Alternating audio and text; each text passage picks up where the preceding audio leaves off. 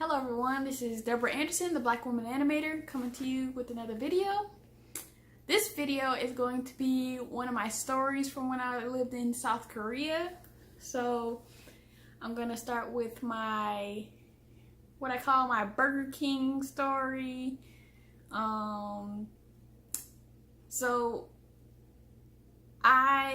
Luckily in Korea, I was able to stay away from fast food pretty good because the food is low cost, so I could get some kimbap down the street, which is kind of like a Korean version of sushi, but it's cooked and it's bigger.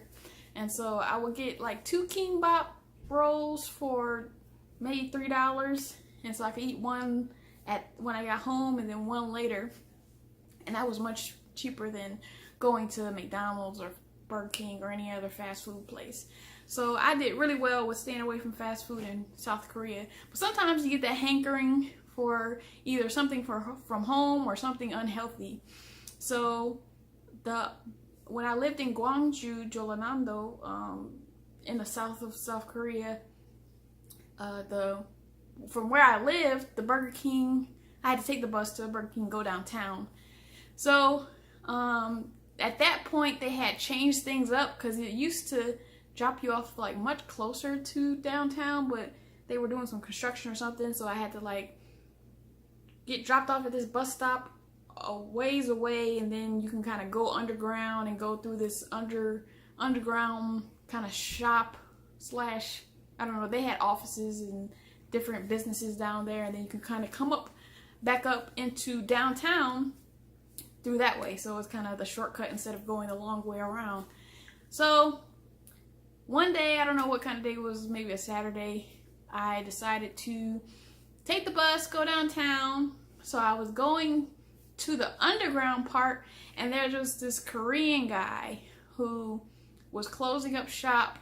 I guess it was the end of the day. He had a travel agency, I think it was.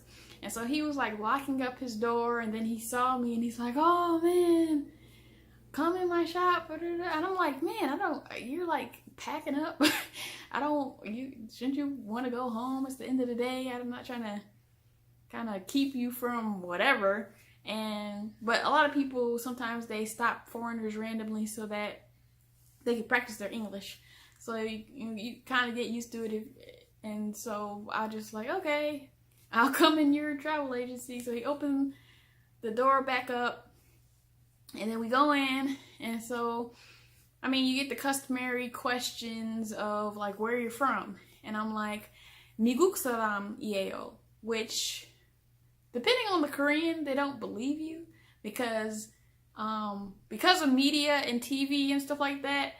A lot of American programming don't have black people, so black people can't be from America, and people from England get it even worse. Like one of my friends, Daniel, like he got it even worse just being from England.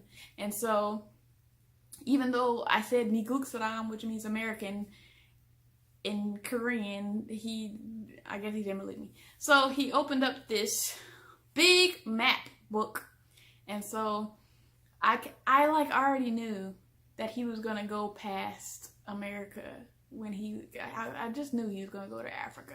So he like flipping through the pages trying to find the Africa page, and he's like passing up America, and I'm like, "Oh, stop. 미국 사람. 아프리카 사람 아니에요. 미국 사람이에요." And so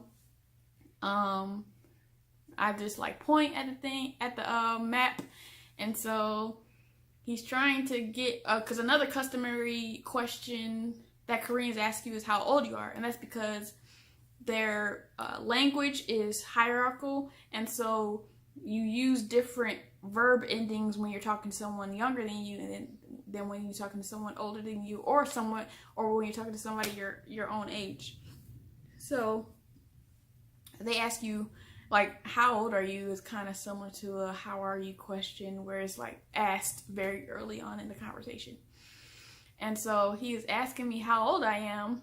And another thing is that Koreans have Korean age. So that concept is that in Korea, they count, like, I guess they count the time that you're in the womb.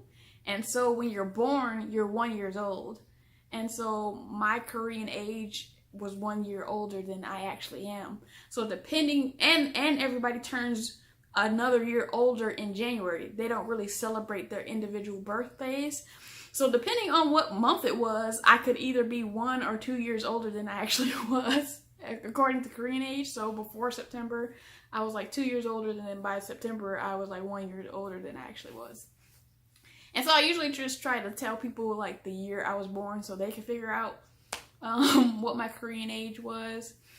And so I was asking him how old he was, and he like wrote down 1982, and I was like, you're a bold-faced liar because you look older than 1982. Not that he looked old, but he was not my age. And so for some reason I attract older men, and this is apparently an international thing, so it didn't stop when I went to Korea. And so I was just like, you weren't born in 1982. So he was like born in 1960 something. So he was like 40 something at the time. I was like, okay, yes. And so I don't even know how extensive the conversation was, but he also asked how tall I was. Now, another thing, they measure height in centimeters, and I don't know nothing about no centimeters. I'm American. We do feet and inches. So I don't know how to convert. I'm guessing I'm 175 centimeters. If 5'9", I am whatever that many centimeters is. And so I never committed the number to memory to tell people, because that wasn't a question I got a lot, how tall I was. So I didn't really commit it to memory. And so this dude, he's like trying to say like he wanted to take my height or see kind of, when you want to compare height, like if you're like just two people, then you might stand next to each other and see where shoulders match up to see who's taller.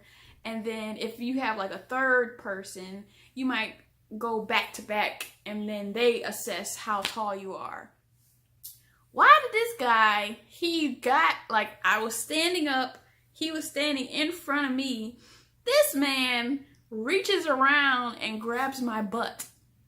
How that measures your height, I have no idea to this day. But yeah, he just copping a feel, I guess. I was just trying to be nice, and I just was like, well, this will be a good story, because I don't know how you take your height by touching my butt. But I kind of wanted to leave and get my Burger King at that point, so I just was like, okay, 안녕히 계세요. See you later. So went to go get my Burger King, and then I come back and he's like on the phone somewhere. I'm like, why didn't he leave yet? So I had to be a ninja and kind of sneak and get away and make sure he didn't see me. And so that's my Burger King story.